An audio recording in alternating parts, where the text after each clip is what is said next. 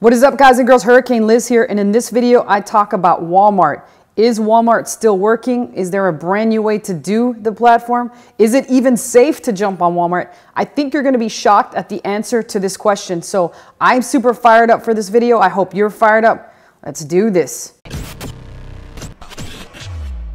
So it's been a while since I talked about Walmart, right? And let's face it, Walmart disappointed a lot of us last year, including myself. There were people that had money invested in Walmart stores and they couldn't get approved for a store. And there are people that had Walmart stores and either were suspended and or terminated without a single shot in hell of getting reinstated. But as all good marketers do, people will always adjust. So let's talk about what happened first. This is going to be short and sweet. And let's talk about what some people have developed in order to still use the platform. And then let's talk about the future. Do you even want to really do all this? Well, first off, I kind of already summed up what happened, but the reality is that there's a lot of people that were just greatly disappointed by Walmart, like I said, myself included, and there's a lot of people that still, to this day, cannot get on the platform, and that's for the simple reason that Walmart tightened up the number of people that were allowed to get on their platform. It's very rare nowadays that I even see someone, even a big brand, that's allowed to get on the platform.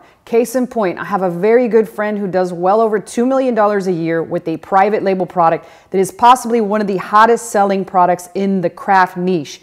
And guess what? His applications to sign up for selling of his brand on Walmart have all been denied.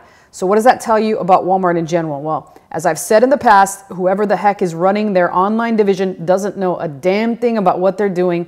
And those guys are really going to fail epically. So I would stay as far away from that platform as I could if I'm not on the platform right now. And that includes paying somebody for an automation store. I would certainly not do that, considering that the odds of you getting approved for a store right now are slim to none. I've seen no one have consistent success getting stores approved.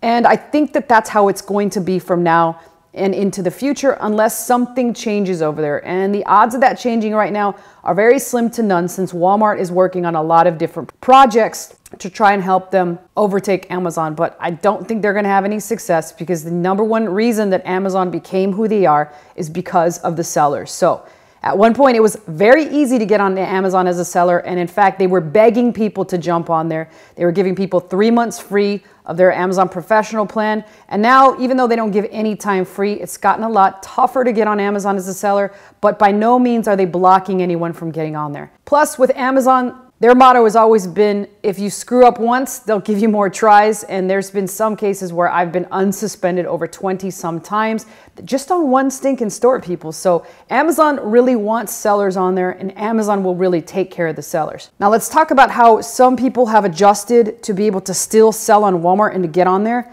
This all pertains to if you already have a store. Remember, if you do not have a store, the odds of you getting on Walmart are very slim to none. But if you've got a store, then guess what? You got to figure out something to do with the store. What can you do with the store? Well, there are a lot of automation providers out there that have created something that's called TwoStep. What that basically means is that you're going to have products that it takes 2 steps to get to your customer. And the way that'll work is that if your customer places an order, it works as usual, just as the other Walmart model worked. What happens is the team places listings on your account, and if those listings sell, this is where it turns different. If someone places an order for one of those products that you listed, now what happens is that product will have to be ordered from Amazon, and it will be shipped to a third-party warehouse where the item is then repackaged and then reshipped to the customer. So it basically takes 2 steps. Instead of the first way, which was 1 step, order from Amazon, ship direct to the customer, it now is 2 steps, order from Amazon, ship to a third-party warehouse, and then ship to the customer. That's how it works, 2 steps. Now, the problem with that is a couple things. You're going to have a lot less products to choose from because the margins are going to be slimmer, because guess what? You are going to have to foot the bill for that third-party warehouse. But again, it still provides you a safe way to drop ship. So do I recommend this way? I do, if you do have the capital available and you just understand that margins are going to be a lot thinner. It is definitely a way to continue to drop ship moving forward. And at the end of the day, you don't have to put that much money down on inventory. However, how do I see this thing going into the future? Well, I do see that the competition is going to get a lot more fierce because, again, it's a group of sellers that are all vying for the same products. And the fact remains that it's eventually going to cause them to drive the price down. And what that'll do is that'll just make slimmer and slimmer margins to the point where at some point it will eventually become break even. So do I recommend it now? If you have the extra cash laying around, I do. Make sure you get with a good service provider. There's very few of them. I do happen to have one, and I will put my email below in case you do want to be connected. And again, like I said, it's the same usual and typical automation costs. However, the cost on the shipment end is going to be a lot higher. You're going to have to pay for that and put that into the calculations. And as a result, you're going to have slimmer and slimmer margins.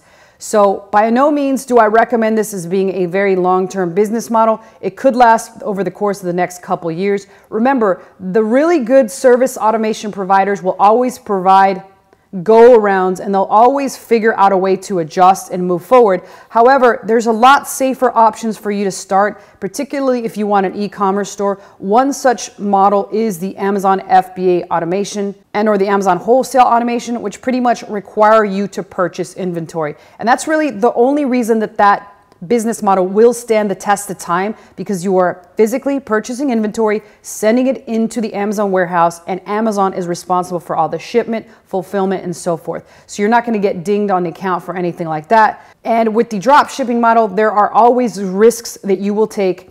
And again, since the margins are going down lower and lower, then it seems like it's a very attractive model. But the big thing here is that the margins will continue to get smaller and smaller, which kind of overall sucks. Now, the two-step is the absolute only way I would even consider doing Walmart. And as I said before, you have to make sure you hook up with a reliable service provider.